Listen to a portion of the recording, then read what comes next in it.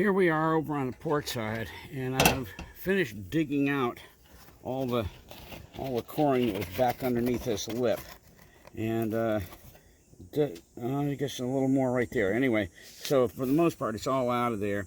And as I was digging it out, I found yet another hole from cuts below, and there's another one that's going to have to be filled up, just like those over there that I already filled. So anyway, in the meantime, what I had done when I was determining the hardness of this existing core that will stay, this stuff is so good, there's no need to be cutting it out. So anyway, when I was looking at it, I said, well, this one little block here is kind of in the way of having to cut nice straight lines with the new coring. And rather than have to deal with coming in an angle and coming up in another angle like that, I'm just going to go ahead and cut the straight line across here and finish cutting out that block, so I'll have a straight line all the way across here, all the way to where it meets the outside of the hull, or right there where the cutoff is. So I'm going to do that right now with my Dremel, and I won't put you through that because it's very loud, but it's got to be done. Well, there it is. I got it cut all the way across. Got all the not only cut all the way across, but I cut it in strips. And once I cut it in strips, I was able to pop it out. I didn't have my grandmother's knife with me up on the deck here, so I used my raking tool that I made. But it worked. And so all this is cleared.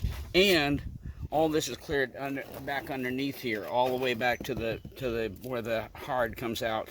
So right now, let's get this all vacuumed up, and then we're going to concentrate on this right here. Here we are over on port, and I just did a whole bunch of digging out. I didn't realize how much I was missing until I got my brand new vacuum cleaner. Let me tell you something, huge benefit to the project. When you do a whole bunch of digging out and sanding and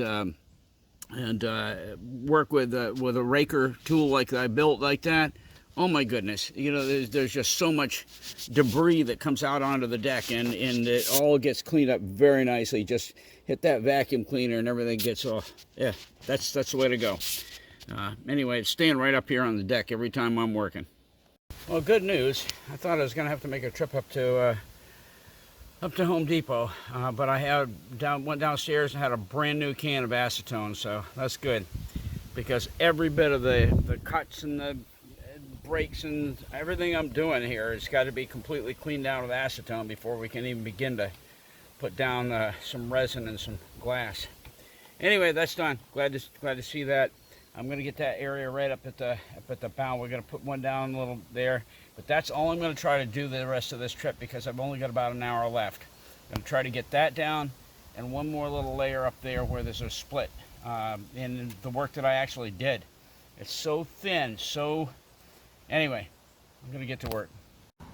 I had put a piece of tape coming up from down below to hold this section down so that it would mesh up, because of the cut, it was wanting to rise up. And as I was working with it and getting on the resin, and anyway, the tape gave way, and there's nothing I could do about it, so I went ahead and got all my fiberglass on, all the way back under the lip here, because there was a bad hole back in there too. And so it's rising up. There was a regular split there where the rise was coming. So thinking fast, I climbed up on the deck, went in the cabin, cut off a piece of peel ply, and brought it up here, got it on top of the rise there where the joint meshes, and brought my toolbox up, which is very adequately heavy, put the peel ply down, put plastic down on top of the peel ply, and put the toolbox on it. And it's laying perfectly flat. So we shall see how this comes out. Yeah, we shall see. I'm hoping that everything is going to hold and everything is going to work. And because it's got peel ply on it, theoretically, when everything is set and the resin is all hardened up, we should be able to just take the toolbox off, take the plastic off, well, we'll see, and then pull the peel ply, and everything should be good to go underneath, and hopefully that's going to do the job. So in the meantime, these are finally getting hard over here. There's still just a touch of stickiness left to them. I went ahead and did this one too. This is where there's a split. Like I said, the pan is so thin, and there's you can see where the hole used to be right there, and there's a split there. And so I got one more layer of chopped strand mat down on top of where the split is. I don't want to put too much on, but the resin is down, and time to let everything cure. And I think we're done for the day. About an hour or so, we're going to be leaving to go see my dad over at the nursing home. Then we're going over to my brother's house tonight. All right. That's it for this trip, as far as the work is concerned. Got a lot done, and I mean a lot. Oh boy, that was worth the effort. So we'll let these harden up, and later on tonight, after I get home from my brother's, I may go ahead and sand these. Then the old boat's got to be put back to bed, all the tarps put back on, and we'll be done for this trip. I don't know if this is going to pull up or not, but this actually set up pretty well. It's the putting the pressure on it from my toolbox worked. It stayed in one place in terms of the flatness, but let's just go ahead and see if we can even get this up. I'm hesitant to even put this on film because I'm not sure it's going to come. Oh, it is. Wow. Ooh.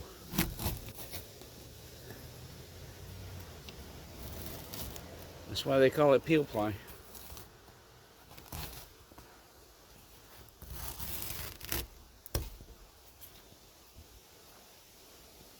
Let that dry. We'll sand it out a bit later.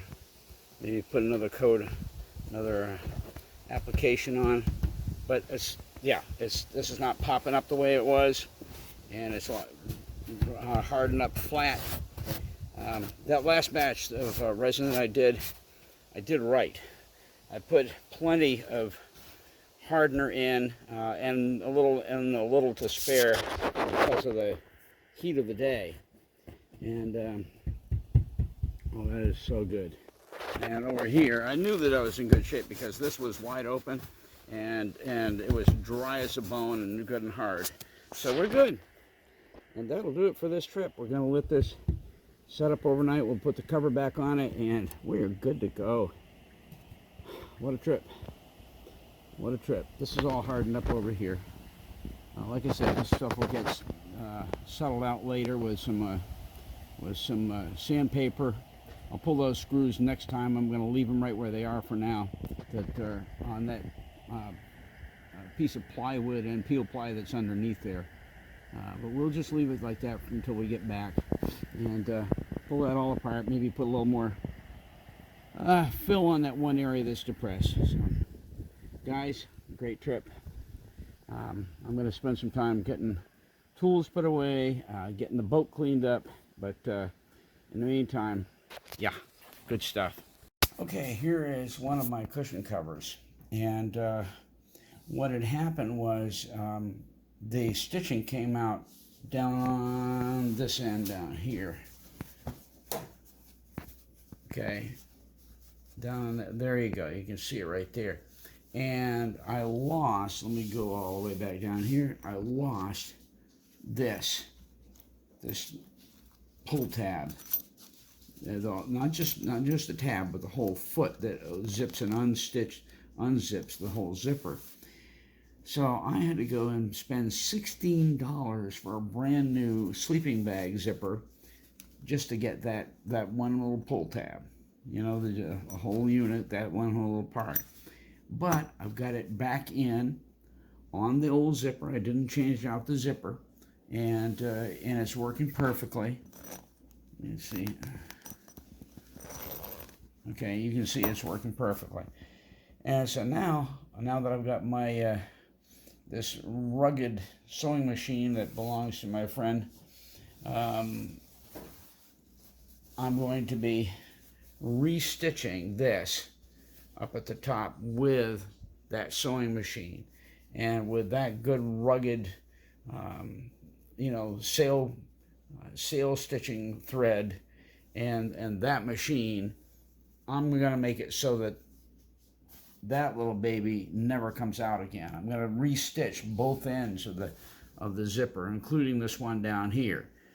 So anyway, good news. That's going to put this cushion cover back in circulation.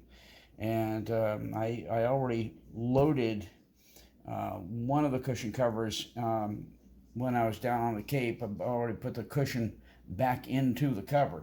And so now with this zipper fixed, I'll be able to do the stitching on the ends, get it all nice and secure, iron the thing, take it back to the Cape, and hello, we're going to have both our cushions back in order and ready to go back aboard the little girl when we put her in the water. So, good news. 16 bucks worth of expenditure there, but worth every penny because it means my cushion cover is back in order. Okay, this is the inside of my cushion cover. I've got this turned inside out. I've zipped this up as far as I can get it. And what I'm hoping to do is be able to stitch up both sides all the way to the top. And I don't know if I can stitch across or not. It's going to be very difficult. But if I can get that stitched back into the material, in other words, the regular cover of this, that'll be good, because what had happened was that the zipper came completely unstitched from the top, and that's what allowed the zipper to come right out. So anyway, let me see if I can get this done. I'll try to get this done before bedtime. Tomorrow morning I've got to start out with a brand new bobbin because I've got to stitch the spine from the outside in, and I'll explain that when I get to it. Well, guys, this is kind of a slob job, but I guarantee this is never coming unstitched again. This whole seam had let go all the way down to here, and the zipper had come unstitched on both sides. The zipper is now stitched in from, you can't see it, but anyway, it's down below there. And this had come unstitched, the main seam. Well, what happens is the zipper pulls all the way up. It's nothing stitched, and so this little baby right here, or the one that used to be here, just came right off, and I lost it and ended up paying 16 bucks for a new zipper pull. I bought the whole zipper, and there was a zipper pull that I needed. So anyway, at this point, this is not coming undone again, and everything is stitched in nice and sound. And now I'm going to be able to iron this and put the cushion back in it when we get back down to the Cape. Okay, now I've done the other end of the zipper. And now this is whip stitched many times with sail thread. It ain't going nowhere. It's finally, I have both ends of this zipper completely captured, and so we're good to go.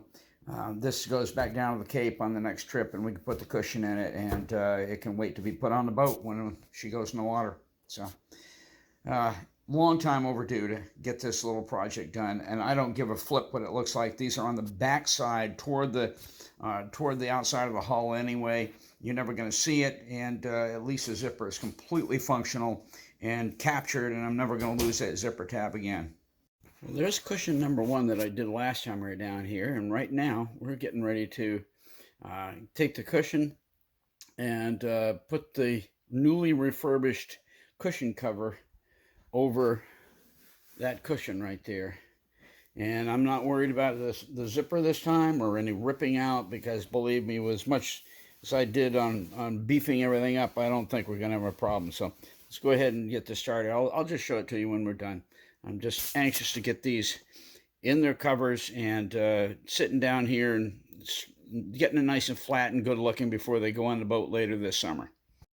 All right, cushion covers are back on the cushions, and the repairs are all made, and these are in great shape now finally. And to do a bunch of sewing and repairing and all that's kind of good stuff, but these are ready to go back on the boat when she gets ready to go in the water. So awesome. One more little thing that gets done for this trip. Well, good evening, guys. This is a wrap, but a good trip.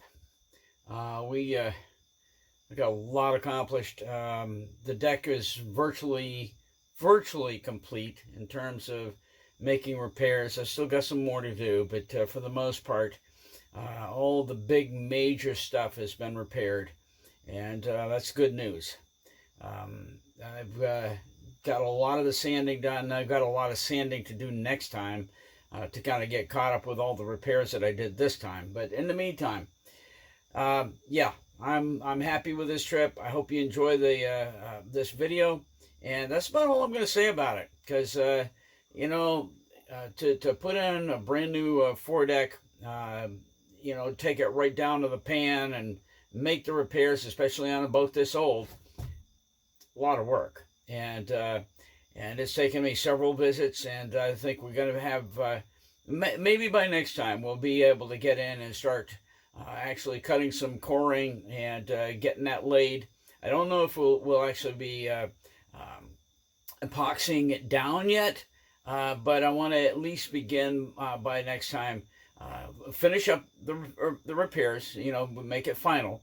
But then after that, I want to begin working on piecing. And that's one of the reasons I cut that one section of good coring out completely square, so that we don't have any little extra jig jags or anything like that. And so that's all set.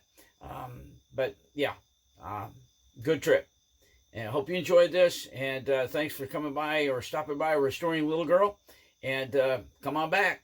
We enjoy having you guys following along, and hope you're enjoying learning. You know, well, I don't know if learning. I hope you enjoy watching me making my way through the project.